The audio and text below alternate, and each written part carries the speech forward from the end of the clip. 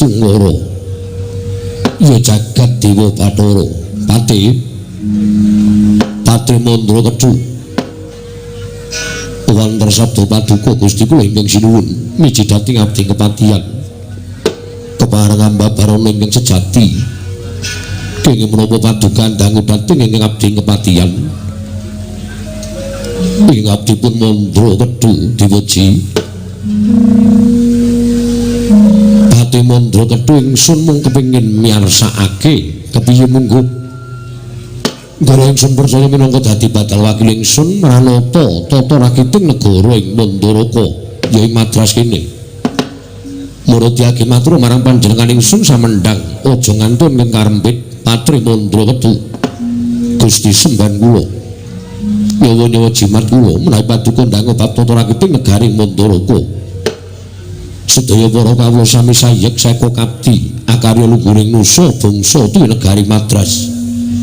Medhaipun para abdi prajurit boten kendhat anggenipun sami gegeladen ulah kridaning aprang sawanci-wanci praja paduka temping marang muka boten badhe anggepok kunca paduka Gusti kula ingkang sinuwun ing abdi kepatihan remuk kasawurna putung sumangga kabandhemna diweji sesembahan kula gawe bombong tias ingsun ora liwat pakaryan kang utama tindakna selawase lan prayogakna nggone ngadhep ngarsaning ingsun Pati sampun boten kirang prayogi diweji namung jenengan sak samunipun keparang kula ngaturaken sembah sumangga ming pangabekti kula kunjuk sandhap padha paduka Gusti kula ingkang sinuwun Para Prabu Mandrapati ing Madras sesembahan kula diweji pengayoman kula ingsun tampa karya bombong tias ingsun sepisan maneh pakaryan kang utama tindakna selawase lan prayogakna nggone ngadhep ngarsaning ingsun Pati Mandra Kedhu Pri sampun boten kirang prayogi diweji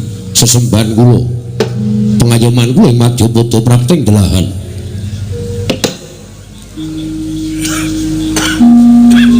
anak hanung anindita bocah mursid isa mikul dur mendem jero karo wong tuwa aja mung kandhek ning pangucap nang kababaro dadi pakarti Narasuma Atmajaku nggih bocah bagus padha satata nggon ngadhep ngarsaning pun Rama nggih Narasuma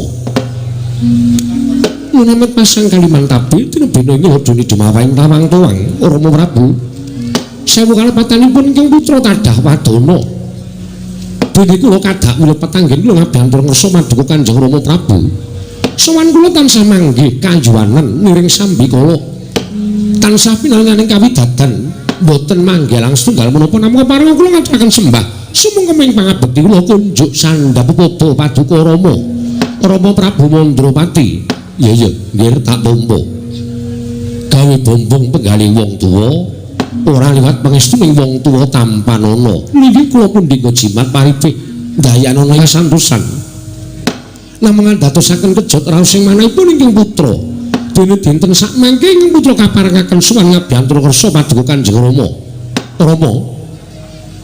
menawi tetela badhe wonten dawuh ingkang menawi dipun sampiraken dhateng kewajibanipun ingkang putra tumunten ambabarana ingkang sejati wonten menapa dening ingkang putra katimbalan sowan wonten ing batu ing negari Madras menika Rama Prabu Mandrapati Narasuma wonten timbalan ingkang dawuh pancen tak jarak dina samengko panjenengan ingsun nimbali kelawan Atmajaku ingkang banget dak tresnani Atmajaku ingkang besok bakal gumanti marang keprabaning pun Rama sira kulut Narasuma nanging luwih prayoga satata dhisik sadurunge pun Rama mbabarake wigatine apa ta sababe dene pun Rama nimbali kelawan sira kulut Atmajaku bocah bagus Pati wonten timbalan prayoga nunggun ngadhep apan dina pasewakan niki mau panjenengan sura bakal ngrembug babakan negara Mandaraka ya negara Madras nanging iki mung mligi nggonku kepengin sak pejagong lawan Atmajaku Sinarasuma mulane ora ana pandangan saka panjenengan ulun sira aja nganti wani sumambung ngrembug lawan panjenengan ingsun mriki menawi sampun paduka dawuhaken badhe kula candhingga jimat anakku nggih Narasuma wonten timbalan Rama maju ilangno jigo kelawan pekewuh Durgama Sangga Runggi maju supaya tetelo nggonmu bakal nampa pangandikaning wong atuamu ing Mandaraka ya wong tuamu aku Narasoma. Andra ingkang Baswitarum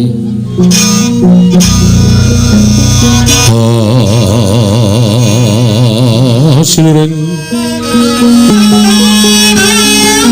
sekar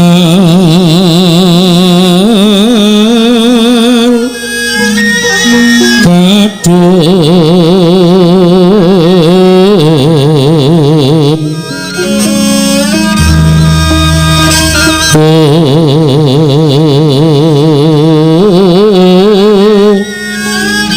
las kandana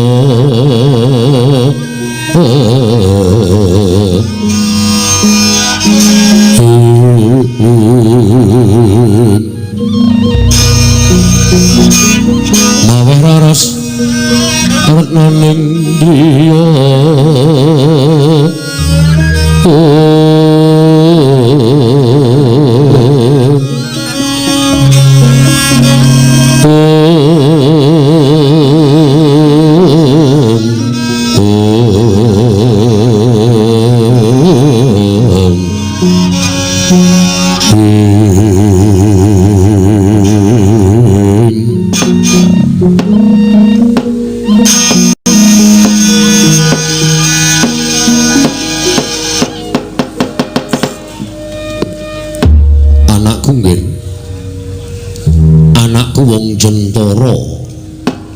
wong kaluka Narasoma. Inggih wonten timbalan Rama jagat ingkang keberbeken marang umandange nom-noman saka negara ing Madras saka negara ing Mandaraka kang aran Narasoma. Ya ing bab kadigdayan, ya ing bab kebagusan tata krama unggah-ungguh pinudhake sawijining anak ing bisa mikul dhuwur mendem jero kelawan wong tuwa ngunggahake derajate wong tuwa. Sedaya menika awit anggula mentah paduka Kanjeng Rama Prabu kula ngaturaken panuwun ingkang watetan pepindhan. Wajibe pancen ngono. Sing jeneng wong tuwa diwajibake tutur-tutur marang anak. Sing jeneng wong tuwa diwajibake nggula wentah kelawan anak. Merga wong nggula wentah anak kuwi nganti kleru nggone nggula wentah tan wurma si bocah bakal lanjut marang juranging kanistan. Kanthi kaya mangkono wong tuwa ingkang ora ngerti kenthang ki muling nelakon ing ora ngerti pojok pareting kahanan bakal kaya dibeset raine merga saka pokal gawene anak. Inggih Narasoma kula wonten dawuh Rama nggonipun Rama dadi nalindra ana ing negara Mandaraka ya ing Madras. Wekasan negara Mandaraka dadi negara ingkang gedhe ya ing bab samu barange liyan praja nganti keberbeken marang umandanging negara ing Mandaraka nganti saksuwene Kanjeng Rama Mandrapati lenggah dampar ning negara ing Madras iki ora ana parang muka ingkang wani bakal anjungkeng marang kawibawaning wong atuamu. Ora ana liyan praja nalindra liyan praja ingkang bakal wani hanggebak perang negara ing Mandaraka ya awit kabeh mau padha wedi marang umandanging negara ing Mandaraka. Kawulane padha urip tentrem ayem rukun macinamatan daya dinayan tunggal cipta rasa karsa lan karyane satemah uriping para kawula ora kekurangan samu barang lir. Inggih kena tak ibaratake Negara Mandaraka saiki lagi ngancik marang jaman kencana.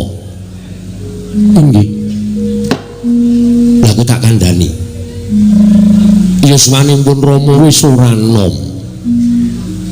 Aku ki wis tuwa. Monggo wong tuwa ku menyang endi parane? Embane srengenge nalika mlethek saka wetan padange. Nganti jagat iki kepanasen tumekaning tengah nganti iso dienggo panguripaning para kawula. Nanging guming siring srengenge mangulon ana ing jodhok sisih kulon mung katon endahe tok sakwise kuwi bakale peteng. Tegese kaya lumaku ning menungsa urip ning alam padang. Kaya lakune menungsa urip ning alam padang kuwi nek wis tuwa kaya wong atuwamu Mandropati ngene iki besok bakale aku arep menyang endi parane mung kari ngenteni marang timbalaning sing maha nasa mung kari ngenteni timbalaning marang panguwasaning jagat negara ingkang semene jembare negara ingkang semene agung lan agenge iki sapa ingkang bakal nerusake tanana liya kejaba mung sira kulub Narasoma inggih kowe ora kena duwe keparengipun Rama kabeh tampanen jrenyatane pancen kudu mengkono pernataning negara menyang endi wae yen to ratu surut marang Kasidan Jati ingkang bakal gumantung Prabon mau putra ingkang mijil pambayun mongko sira kula kuwi anakku dene adimu Madrim mau metu wadon inggih mula negara iki bakal sira asta negara iki bakal sira asta sak suruting pun Rama besok sak lengsering pun Rama negara iki tak pasrahke marang sira kulub Narasoma apik-apike wong neruske kuwi yen iso aja mung imbang nanging luwih becik ya inggih apik-apike wong neruske kuwi aja mung imbang nanging luwih becik tegese puncaraning negara Mandara kenging kaya mengkene mau diasta dening ramamu Mandropati sesuk yen kowe wis dadi ratu puncaraning negara Mandaraka kudu ngungkuli pun Rama ana tetembungan taruna ngungkulana bapa inggih Rama pangestu Paduka mugi saged andayanani dhateng napa sampun Paduka dawuhaken ya pangestunipun Rama Banyumili inggih matur sembah nuwun tanpa pepindhan wong nyekel pemerintahanku ora enteng wong nyekel pemerintahanku ora enteng beda karo kawula ratu iki beda karo kawula yen ratu ki wong kang sinampiran nyekel kendhu kencenging pernatan amis baji ning kahananing pundhaking ratu yen kawula ki wong kang diwenangake ngukur karo derajate kuwi kawula inggih mula bang biruning kahanan negara amis baji ning negara kuwi ning pundhaking Nalindra lah bab kaya mengkene mau ora enteng kudu ana panggula penthak ya kuwi wewarah kawruhing kraton wewarah kawuring kraton bener wewarah kawuring kraton ingkang kudu mbok cekel nalika sesuk kowe ngastu bawah pemerintahan negara ing Mandaraka kuwi cacahe ning 9 cacahe ning 9 mula rungokno lan tulisen ning rasamu utawa ning atimu inggih siji wajibing ratu angka 2 pengageming ratu angka 3 bal pambeganing ratu angka 4 lelabuhaning ratu angka 5 kekasihing ratu angka 6 patraping ratu angka 7 gegayuhaning ratu 8 junjunganing ratu 9 bandaning ratu diring-eling inggih ngestaken dawuh siji wajibing ratu ki aja kendhat Hanata Haniti Hamriksa lan Hamisesa kuwi kewajibaning ratu lan sabanjure pengageming ratu aja tinggal pakarti sama beda dana denda lire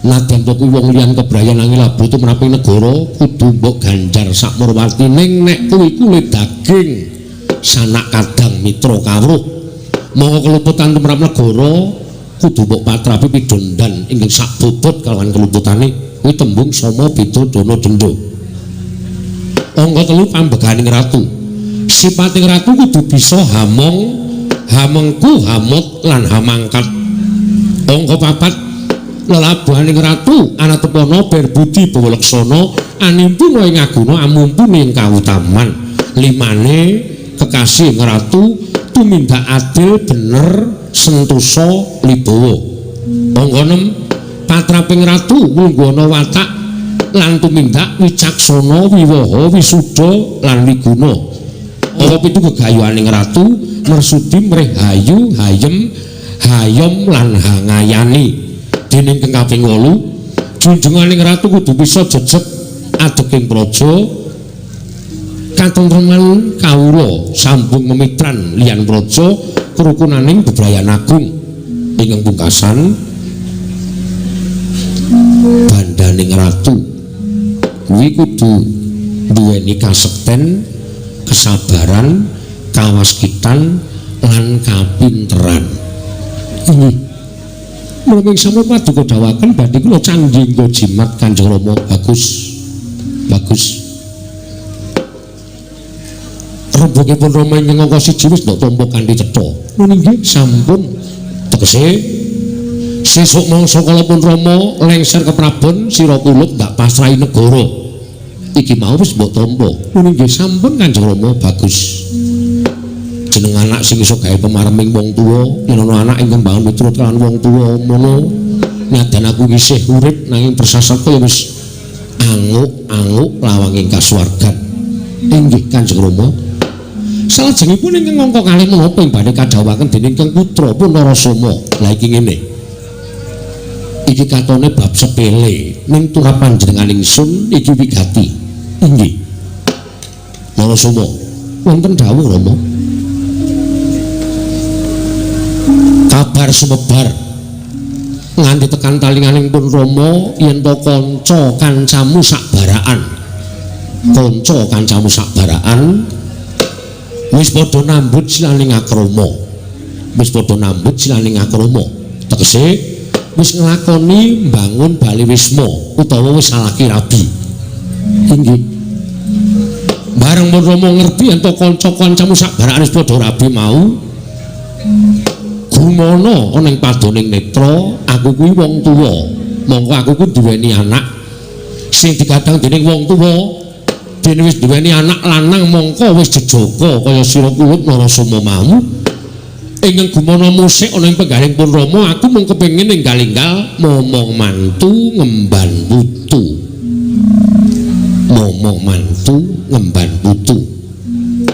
Mula sadurunge sira tak pasrahi negara Mandalaka iki, ingsun dawuh kelawan sira kulub Narasoma. Wektu dina iki ndak jaluk cekat-ceket golek wong wadon ingkang pantes lan trep nggo ngancani uripmu selawase besok. Mergo yen to Nalindra munggah ana ing dampar mongko tanpa prameswari kuwi bakal sinurak ing jagat pinaya ing pesak pepadaning urip. Duh nyono cerak nyono padha mestani ana ratu ora payu rabi. Kanggo nyumpel rasaning para kawula ingkang kaya mengkono mau, mula sadurunge sira tak pasrahi negara Mandalaka Narasoma turutana kekarepaning wong tuamu Mandrapati. Kowe ndang golek wong wadon nek wis entuk tepungna kelawan pun Rama aja nganti kleru ing pamilih. Mergo wong wadon kuwi werna loro. Ana wong wadon ingkang bisa ngunggahke derajating wong lanang, ning uga ana wong wadon ingkang bisane mengorek-orek marang pasuryane wong lanang ora gelem ilang selawase urip. Aja nganti kleru. Inggih. Syukur golek wong wadon sing nganggo hijab. Inggih. Bisa gawe pemarenging Rama. Inggih Rama ngestaken dawuh. Kula Kang Sangka kuwi dina samengko maragake wangsul ana pitakoning pun Rama iki sira kulub ndak kegadang enggalo Daud lawan sawijining wanita. Sapa wae pun Rama ora bakal matesi lawan nggonira golek wong wadon kinarya ruang nggonmu bakal napaki urip sak teruse. Aja ngomongake kuwi widodari, anak Nalindra, putra satriya, putra Brahmana, najan wong loro saubon telu saurupan, wong jalmawanan nang yen to pancen nuju prana lan bisa gawe pemareming atimu sarta cocok mathuk lan gathuk lawan rasamu. Pun Rama mung bisa mengestoni. Lah saiki genti kowe matura karo Pun Rama supaya cetha nggone Pun Rama bakal nampa aturmu mau. Matura endi sing kira-kira durung cocok marang rasamu, nggonmu bakal tak pasrahi negara apa nggonmu bakal ndak dawuh supaya enggal Palakrama Narasoma. Prayitna semuriris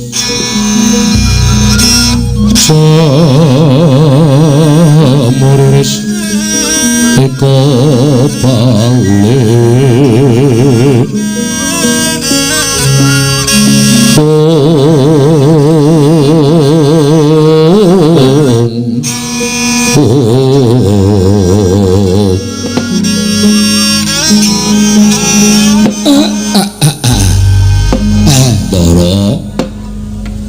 Napa lho Gus? Mas Suryanipun kok kati ngarengu. Sajak nawung Sungkawa, Den kula nadung dawuh Ndara. Ndara kepareng kula cemadung dawuh ingkang ngabdi pun nala gareng.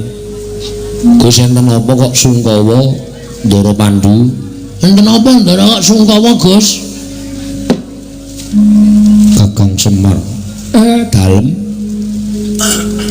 rumangsa Rudra penggalihku bingung mergo kepinginan ingkang tan bangkit bisa kasembadan mangke riyen tembung sampeyan kok kaya ngoten Gus monggo napa to sing dipenggalih nek dikeparengake Semar cemadung dawuh kula nyadung timbalanipun Ndara Pandhu nek menika mboten kepareng kababar dhateng abdipun Semar lha inggih sampun kula jejering namung Panakawan nek mboten dipun keparengaken mangertos kula namung nderek kersa jengandika Ndara kemawon keparengipun badhe kados pundi bantuk pepundoning tikat Kakang Semar aku nedya nyuwun dawuhing Jawata ingkang ngerti marang legetaning ati menungsa mula kang sangka kuwi jroning alas kene aku pengen nglakoni tapa brata Semar aku tunggunen Panakawan mereka den prayitna samuriris teka balik Titiyani Gandayani Trisanya Purnama Sari Gilar-gilaran ing tengah latar milang lintang Bima Sekti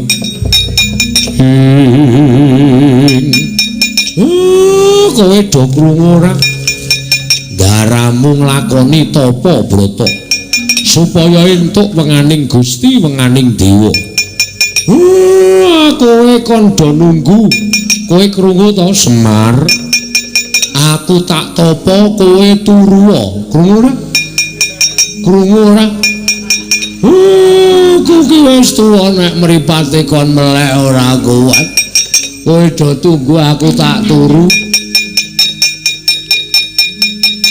kowe krungu ora rek aku ya wis tuwa kowe mbane aku sing wis ngantuk ket mau terus aku tak turu nek Ndara napa-apa aku ditangekke utawa digugah iki nek ora andisi Bagong aku ya turu waduh cilaka iki aku nak turu Petruk ora ngusel-usel gong ora ngono to Gong aku ya ngantuk tenan ora sewengi urung turu iya garangku sing ketoke sewengi jan ora melek mripate aku iki ya ning alas dhewe ya suwe-suwe wedi lho Tru iki alase petenge raja mak kaya ngene iki alas gawat kliwat pingit kepati satu mati jalma mara mulih mung kariaran Tru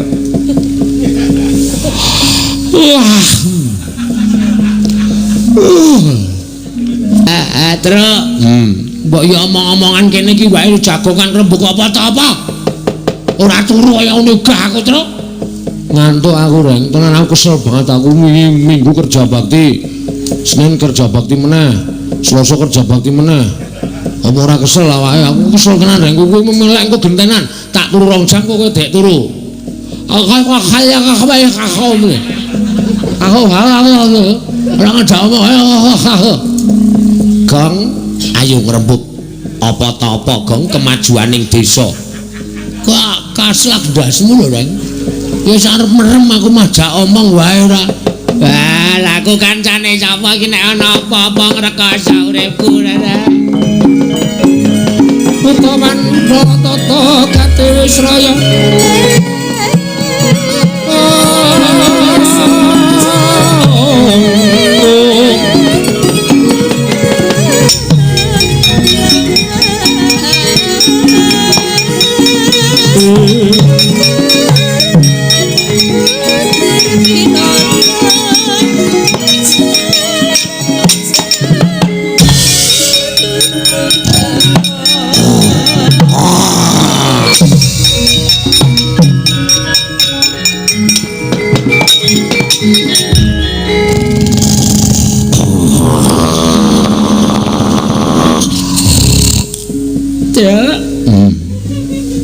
ana suara Indra.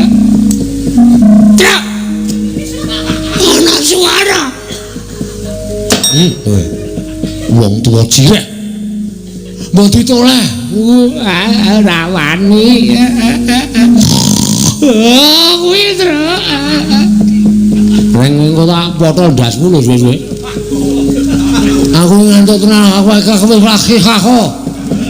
Aku ngantuk nek kono apa-apa ditoleh ndara iki butuh keslametan. Wong Joko kok malah digrayangi-grayangi. Muni Indra. Kuwi tak totok tenan ditoleh. Dilakukan tenan ya.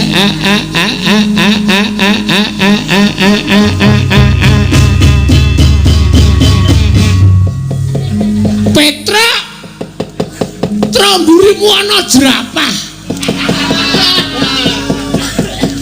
Tangi ya le dikletak sirahmu modar kowe. Bagong nek ora tak bantum ora tangi kaya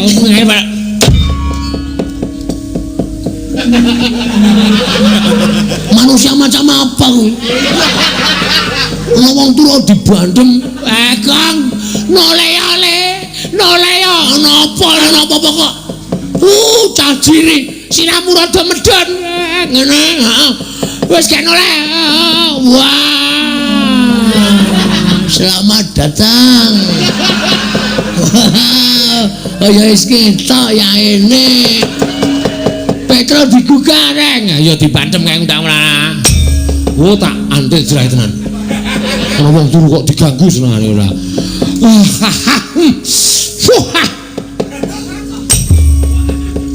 Mengo tro, Mengo.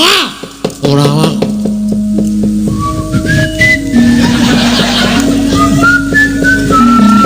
Kae bapak digugah kae ndak dibrakot bokonge kelong marah iso edang-edang kae kok.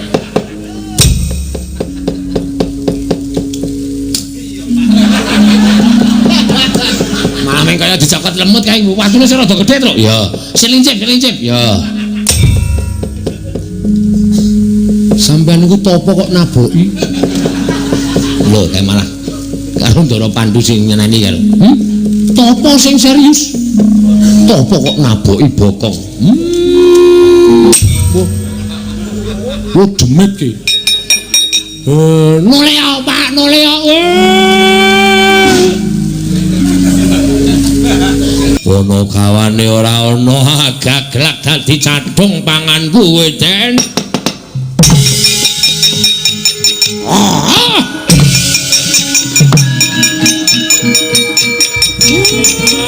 Piye nole?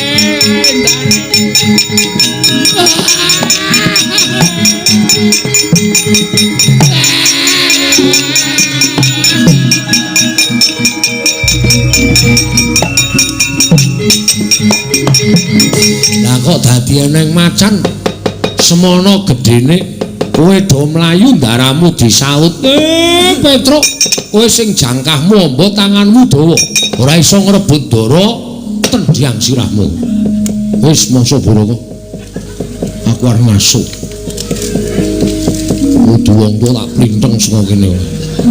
Aku memasrahke aku. Petruk ora iso ngrebut macan. Tajian. Reng, ngapa? Ngapa ya, Tro? Ndara direbut. Aku ngantuk telung bengi rung turu. Wis kraja kok aku. Ndara direbut. Ora iso ngrebut dudu adine Gareng. Aku arep ngantem sapa iki? Wis kentekan wong e, Tro. Rene? Ya. Macan tak oyake. Oh iya, wani apa kowe? Mung macan yo. Kecil. Oh iya. Loh, kene ning kuku barang kok iki. Oh. Ini nggo niwak matamu. Wah, karo wong tuwa kok. Terus piye? Golek glugu terus. Nggo apa? Wis to? Ya. Glugu pomring. Manut? Ya. Dawa apa cendak? Terserah. Ya. Watu wae. Watu ya kena. Ya. Bunter apa kotak? Kok anggere balene tak gajul kowe. Mung cerewet wae ora gawa. Kota ya kena, bunder ya kena. Iya. Wong ki takon sik kok ya. Iya. Siar nggo ngopo? Wis nyok kepruke ndasku. Lho. Engko nek mati, Weh lah. Mati urip ki gaweane Gusti, gawe. nek pecah Engko tak tambale cerewet gawe ta. nyemp semelang ya gua. Wis kok gawe ta. Ora iki ngampet tenanan. Yo, lamit lho. Heeh. Weh, Sidro, sik. Pisan gas, Tru, pisan gas jajal. Iki rada mendem iki. Ya. Pisan gas. Wis apa-apa ndak malah muntah engko. Ya. Wis ngene iki gleleng ngene iki, Tru.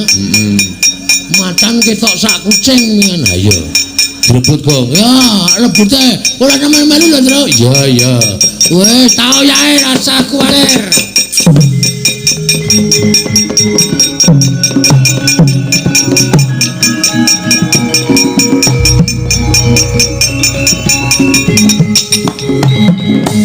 Kok balik Gong? Keseseken. Oh iya. Duk tak dung ngono. Diman kene. Ya. Musik sing mendem aku tambahin, Tru. Iya tambah. Wes iki wes tenan iki wes. Wes. Gleleng tenan iki. Heeh. Hati-hati lho. Lho, sing hati-hati iki aku. Heeh. Hati-hati lho, Gong. Ya.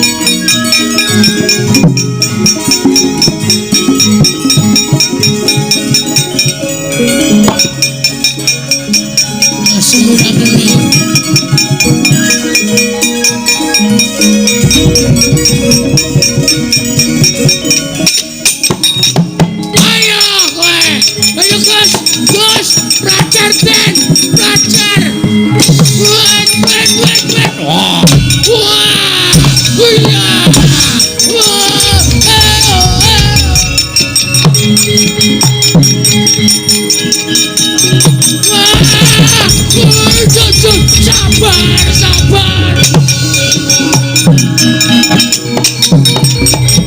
Ora kaya Wah. Oh, ladara. Wela, macane iso berbicara. Yo, aku iso omong. Sopo iki wong kendel banget? Aku. Alon bae. Ayo mah aku ayo. Nah, ngene iki penak numpak kok gedabikan. Numpak iki dinikmati.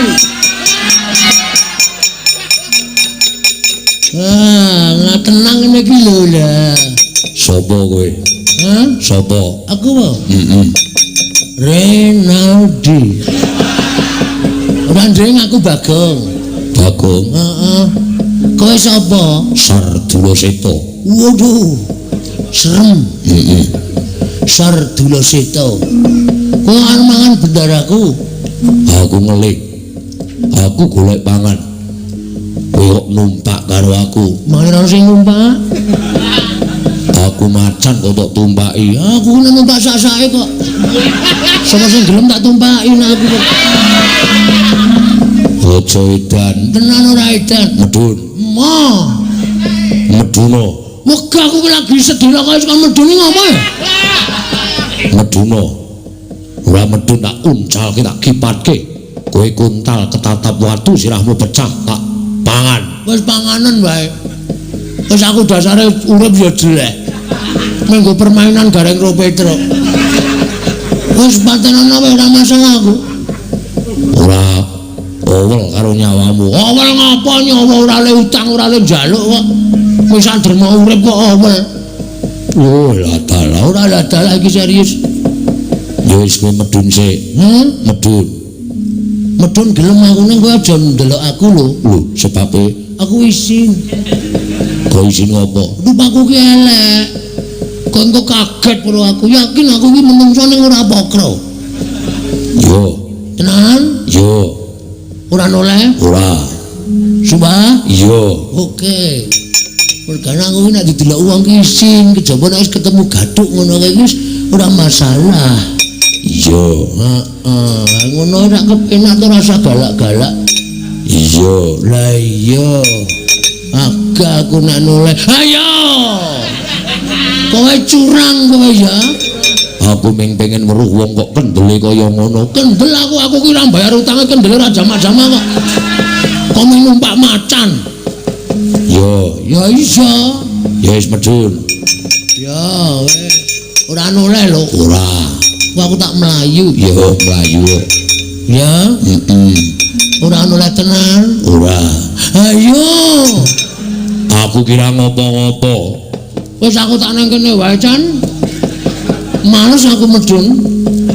Ora uncalke. Wis uncalno wae wis terserah. Arep tok pateni ya sakaremu, arep tok uncalke sakar. Arep tok pangan nek kowe doyan dagingku sakaremu. Yo, aja nganti lara ati karo aku. Ora.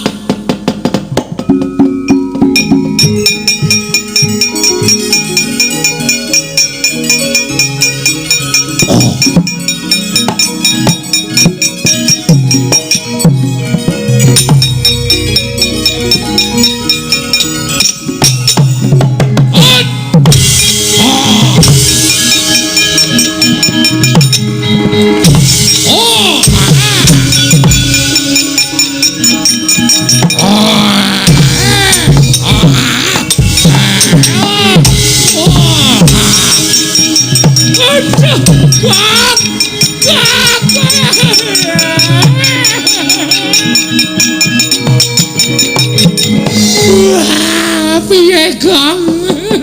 Kowe diulang-ulang macan ngono. Lara kabeh awake ya Le. Ora. Rasane piye Gong? Biasa ketemu kanca lawas kaya Jan. Lho iki wong apa? Wong tenan. Jika nek ora sambat babar blas. Salar sambat jar ngopo? Aku nek sambat ya ora ana sing nulung. Tiwas sambat. Ora ana sing peduli karo aku. Perih Tra. Tulungi Tra. Macan, ora ngeculke adikku tak bacok sirahmu, bacon, ora wedi. Ora wedi, Gong. Lingkis dasmu, ora wedi tibano. Ora wedi, Gong. Dibendo. Tak bendo sirahmu, ora wedi tibano. Ora wedi, Gong. Kowe anu nengno wae, Tra. Men modar. Kowe iki niat nulungi cerewet wae. Kenyih cangkemmu.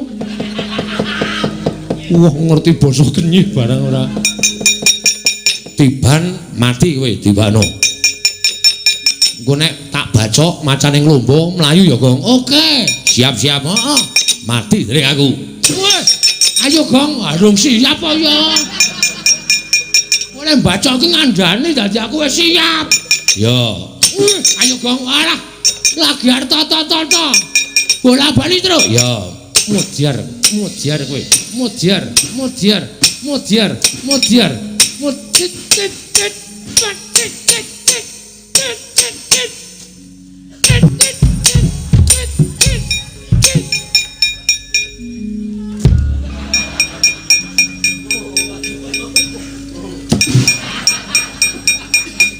Nyambut gawe nek karo ngantuk ya ngene iki. Macan nglumba, Bagong tak bacoki raine.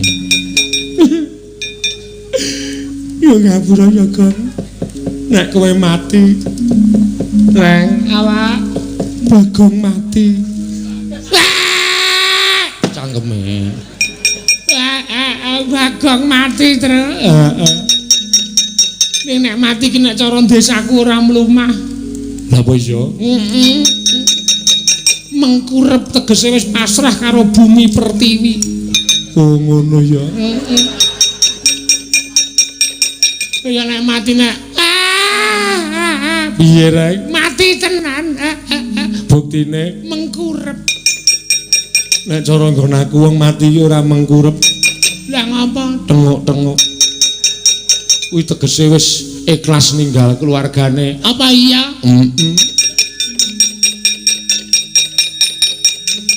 Wah, mati tenan, Tru. Buktine Tengok-tengok saiki. Nek cara nggonku ki nek mati ora ming tengok-tengok ning karo omong-omongan. Bukti nek mayit pancen wis lila lahir batin ninggal ragane. Wis tau weruh ana mayit dememeng, heeh. Antil mencelat kowe. Ya diam, Tru. iya. Rawuh njaluk ya diem ora.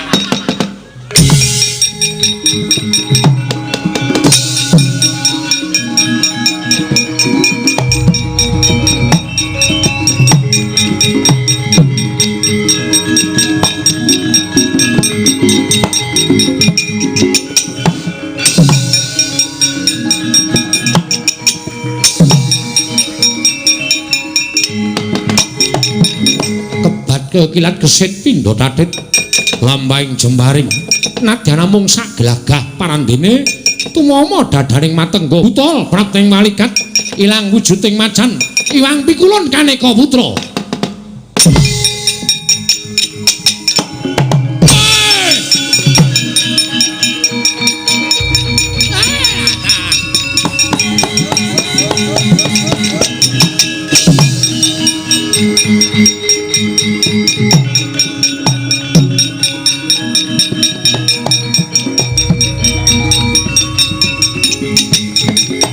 Alukon lagune nglekas Lukita linuting kidung Kadung kadereng momong memangun manah rahayu Werkencang warudayang pak pong buk bola kali code sapa sing gawe Pandu kita aja kaget apa nulung ingkang dadi macan mau sayekti dinuta dening Sang Hyang Jagat Giri Pratingkah ya Sang Hyang Jatimurti kinan dawuh kelawan jeneng kita netepi kelawan sumpah prasetya kita kelawan putri ing Mandura dina samengko sumurupa ngger agan prapta negara Mandura kita wis diarep-arep kelawan pacangan kita ya kuwi Dewi Prita ya Dewi Kunti Talibrata Pandu.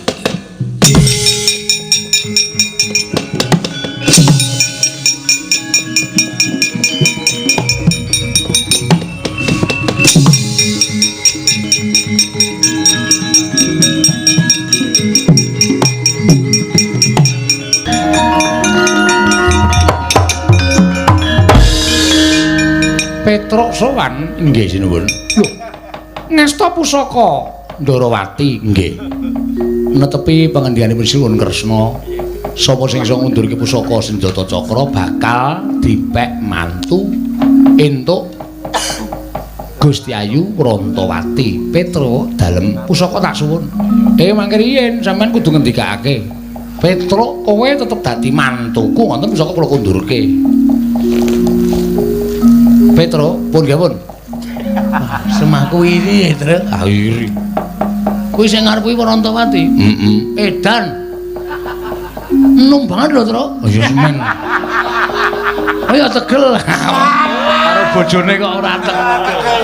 Oh iya. Iki calon bojoku kok ora tegel ki piye? Wis separone umurmu ya, Smen. Ora urusan. Oh, Smen. Ah, ya ngene iki bejane.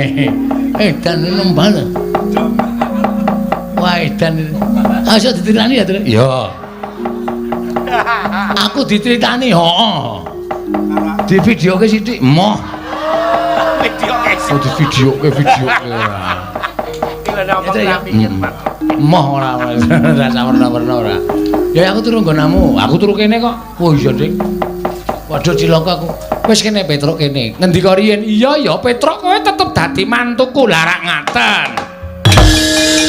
Monggo.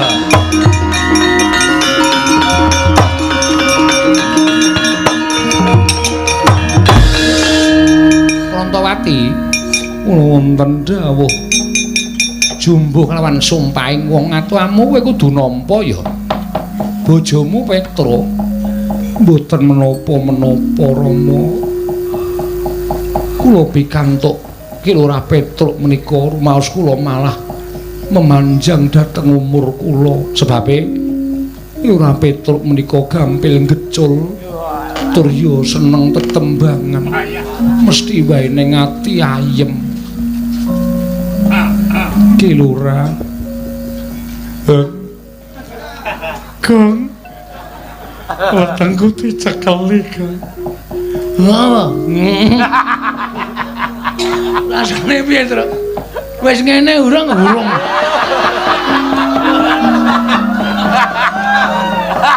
aku iki biasae cekeli ngono wis ngono lho aku iki kelainan kowe ora wae ora brambang lanang iki ora bawang kok brambang aku ora Edan Petruk ketrima tenan apa ya Wrantawati iki kok ya ora milih sing bagus apa piye hei ora ngawur konjur apa-apa Ardipe Petruk piye nggih matur nuwun dipun paringi bebungah kados mekaten ya wis ora nang kene le do gocek-gocekan kono ning mburi kono tuwuti ning mburi aku iki mantuku Ndrawati ki rak ya nggo namu alhamdulillah sepeda motor tegar sini kok kula nggone nggonen kabeh kula nggone nabrak Bagong iya tak selenggarake ondasku terus ha iya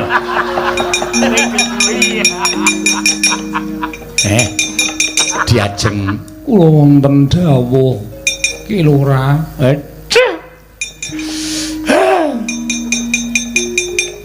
menurut kowe Kang saka ngendi sik iki lho pasuryane ayu kabeh rambute janges ireng alise kandel wah irunge mancung lambene abing kayak kene iki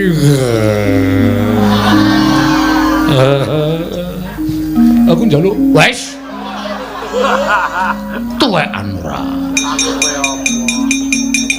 monggo Ki Lurah manjing wonten ing taman pintar mboten mancing wonten ing Taman Sari ya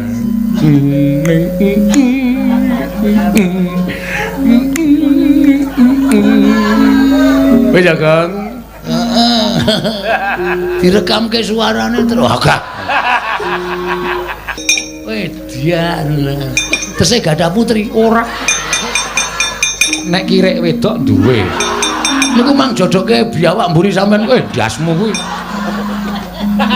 amplong mencelat lho mung ditawani kirek ya wis kudu nrimo angke bejane dhewe-dhewe kok ya kowe ngopo Gong nusul iki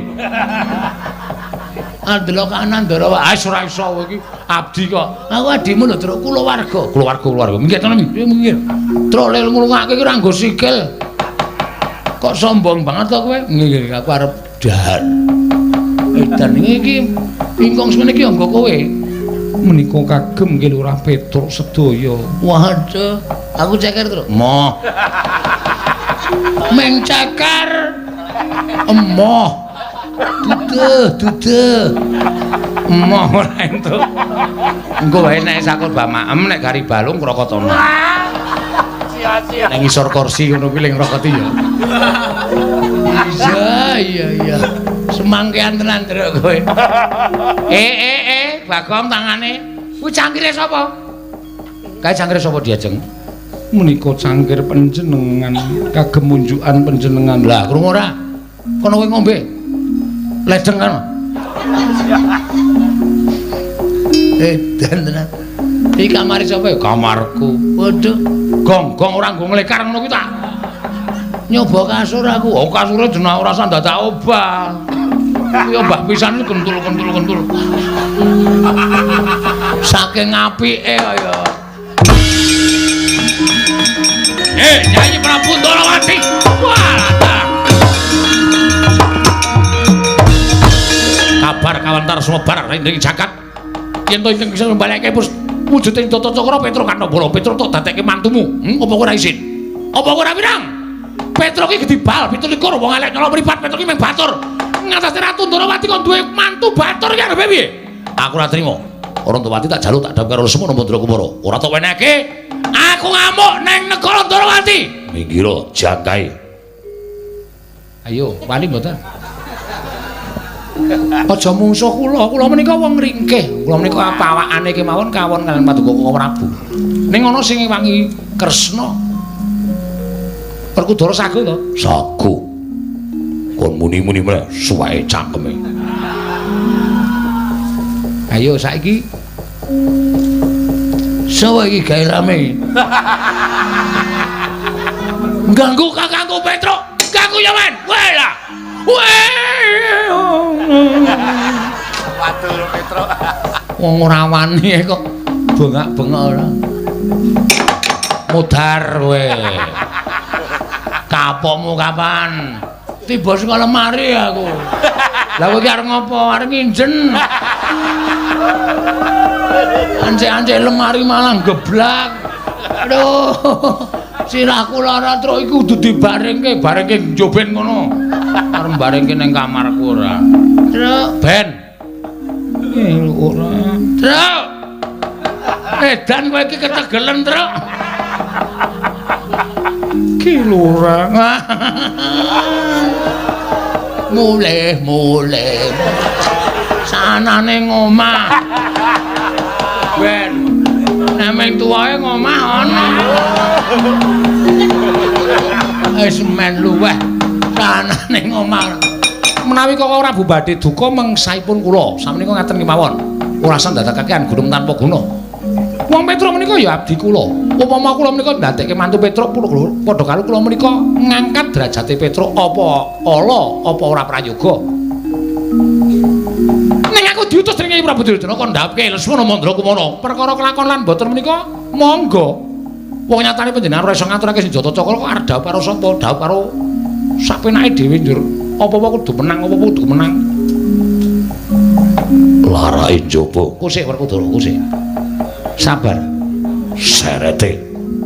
Wong gerang gawe kisra, gawe geger.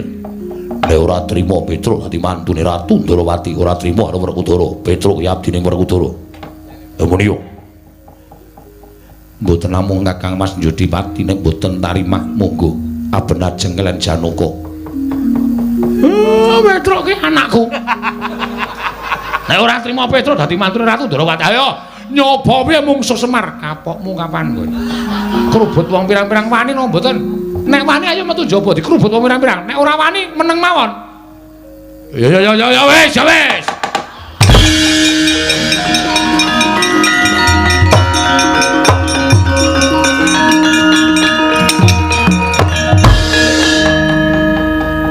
Ning Kurawa dampyak bakal njaluk Rantawati Werkudara. Nggih. Kurawa singkirna. Yo.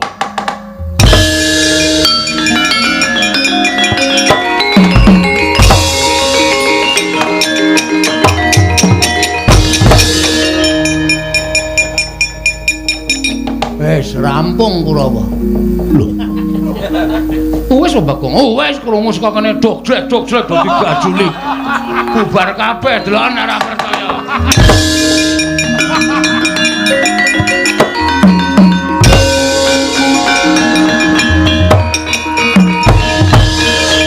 Lho, Werkudara wis rampung. Wis. Dursasana tak candhak tak tendang. Kartomarma tak candhak tak buang. Surtayu tak tendang kontal. Citraksa citraki tak dukumbu. Ngandel ora. Cerdas ki cekat-ceket. Wis resik. Wis ora ana sing bakal kanggo gawe. Wis tok sipat barat. Wis. Ya syukur nek kaya ngono Werkudara. Monggo samiya mamayu. Mangayu bagya. Nipun anak kula Rantawati lan Petruk. Sampun kelampahan dhaup. Yo, muga-muga lestari widodari ring sambi kala slamet sak kabehe Kresna.